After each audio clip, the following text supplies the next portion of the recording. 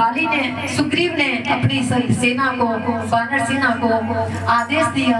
सभी वानर भालू को चीखते चिंगारते जब तक समुद्र को नहीं देखा था तब तक मन में विचार कर रहे थे इस विशाल सागर को लांघ कर लंका पर चढ़ाई कर देंगे, रावण का वध कर माँ जानकी जी को बंधन मुक्त करेंगे।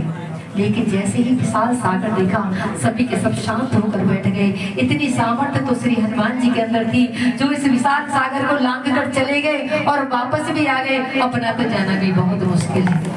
यह स्थिति हम लोगों की भी है। इस जीवन को पार करना, भवसागर को ही पार करना है और भवसागर को पार करना है तो हनुमान जी के आदर्शों पर ही चलना। क्योंकि हनुमान जी ऐसे भक्त हैं जिन्होंने समर्पण भाव से भक्ति की है। काम क्रोध मद लोभ मोह रूपी लंका जलाकर भस्म की और भक्ति स्वरूप जानकी जी को प्राप्त किया। सुंदरकांड पाठ पढ़ने के बाद हमको यही प्रेरणा मिलती है कि तुम भी अगर ऐसे भगवान श्री राम इसके माध्यम से संदेश देना चाहते हैं कि तुम भी हनुमान की तरह समर्पण भाव की भक्ति करोगे, तुम भी मुझे इतने ही प्रिय हो जाओगे जितना प्रिय मुझे हनुमान है। क्योंकि हनुमान जी से भगवान श्री राम ने कहा, हनुमान हमने सुना है तुम लंका दहन करके आए हो। हनुमान जी बोले, प्रभु मेरी सामर्थ्य कहाँ कि मैं लंका दहन कर सकूं। प्रभु ये तो लंका दहन की आपके प्रताप ने, माँ के संताप ने और उस रावण के पाप ने, मैं तो एक निमित्त मात्र हूँ। प्रभु केवल जाति से बानर हूँ, केवल उछल कूद करना ही मुझे आता है, बाकी मेरी सामर्थ्य कहाँ के मैं लंका दहन कर सकूं। और यह शिक्षा हमको भी ग्रहण करनी चाहिए। कोई भी अगर हम बड़ा से बड़ा कार्य कर लेते हैं तो हमें अहंकार हो जाता है कि ये मैंने किया। नहीं, हनुमान जी ने कभी नहीं कहा कि ये मैंने किया। हनुमान जी कहते हैं करने वाले मेरे प्रभु हैं। और यही हमें शिक्षा ग्रहण करनी चाहिए कि हम भी कोई विशाल बड़ा कार्य करते हैं तो प्रभु को धन्यवाद कहना चाहिए। प्रभु आपकी कृपा से हो रहा है, जो भी हो रहा है, मेरी सामर्थ्य का है। निश्चित ही एक न एक दिन प्रभु अपने शरण में हमको ले लेंगे।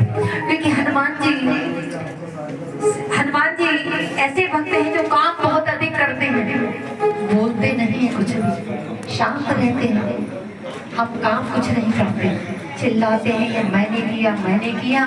टीवी में फोटो आना चाहिए, अखबार में फोटो आ जाना चाहिए, तब सच से हमने काम किया। लेकिन हनुमान जी कहते हैं कि नहीं, मेरे करने वाले मेरे प्रभु हैं। और यही अगर शिक्षा हम ग्रहण कर लें और हनुमान जी के आदर्शों पर चले, निश्चित है एक न एक दिन कृपा हम लोगों पर अवश्य होगी भगवान श्री हनुमान जी की। उधर मंदोदरी के मन में चिंता प्रकट होती है कि राम जी की सेना उस पार आ गई, लेकिन अभी तक समझ नहीं इस रावण को समझाती है पति को, और पत्नियां ही समझाया करती है कि मुझे सुंदरकांड का पाठ कराना है।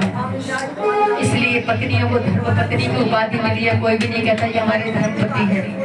पत्नियों को धर्म पत्नी, क्योंकि पत्नियां ही अक्सर कहा करती है कि मुझे मेरी बेटी की शादी है, मुझे अपने घर में सुंदरकांड कराना है, माता की चौखट करानी है या भजन संध्या करानी है। और पति उस कार्य में उनका सहयोग करते हैं तो निश्चित ही उस यज्ञ आहुति का बेड़ा पार है। और ऐसे ही, लेकिन रावण ने ऐसा नहीं किया।